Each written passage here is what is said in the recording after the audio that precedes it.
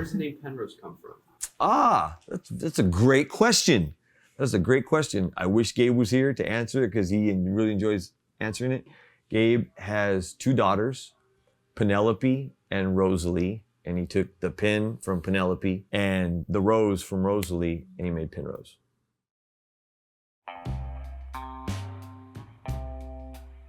Aesthetically, Gabe and I differ a little bit. We definitely, we have a lot of talks about like not making it look too nifty-50s, making it look cool. Like if you walked into a store in that time as opposed to generic, and I think we did that. I think if we closed the drapes and we closed the door and I took the iPad off the counter, you could easily wonder what decade you were in. And I think that that's the same effect that is had when you drop the needle on one of Gabe's records.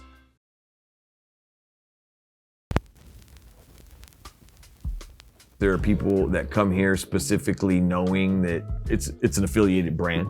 And to get more into the specifics of that is my partner in the shop is Gabriel Roth, owner, operator, producer of Downtown Records, who's also a fervent record enthusiast himself. That's why he makes records for a living.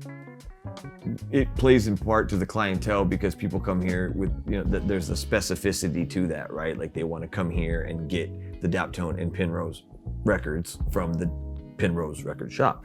And I'm also an artist on Penrose Records. I play guitar for Vicky Tafoya, and she's a recording artist on Penrose. She's a wonderful singer and my best friend in the whole world, and a true talent.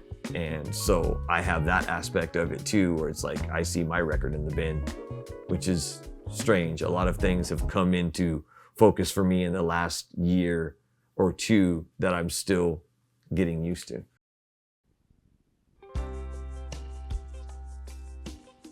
Well, initially when I was a kid, it was like a functionality thing. I liked a lot of old music that was on records. So when I went to a record store, I was a kid with a limited budget.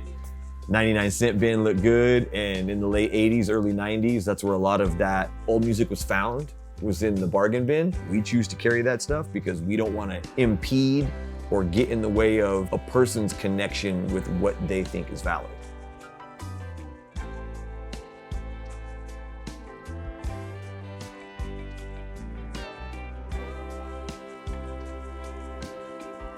We want locals to feel welcome. Some kid starts a band and goes, hey, can I come down here and bang on an acoustic and sell my record? Sure, man. I don't want to get in the way of art, man. I want to help facilitate it. But I feel like if you start there with put the people first, right? I can't even say customer. It's just put the people first. Give the people what they want. That's a Gabe title, I get to sit behind the counter and see every age group, every walk of life, every preference, everything come through my front door, and this is what they choose.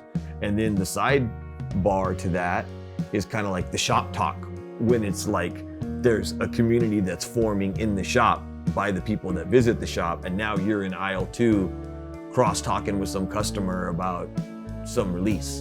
And I have seen and acknowledged both of those things happening in the year and a half that I've been here. So most definitely. And I think some of that has to do with us, and some of it has nothing to do with us at all. It's 2 people bonding over Alice in Chains, and they found their people. And that's the times when I get to personally sit back and smile and sort of be like, I have nothing to do with that, man. That's just like those folks just found each other. I mean, the importance of getting a young person their music is like my business. So, somebody comes in and they say, hey, do you have the new so-and-so? And I don't even know what that is. That's meaningful. You know what I mean? And that sticks with me. If you're gonna get in the music business, then you need to make music your business. What do you fill your day with? There's family, there's friends, there's music, there's life, there's all these things. Music took up a very, very big part of my life for a very, very long time.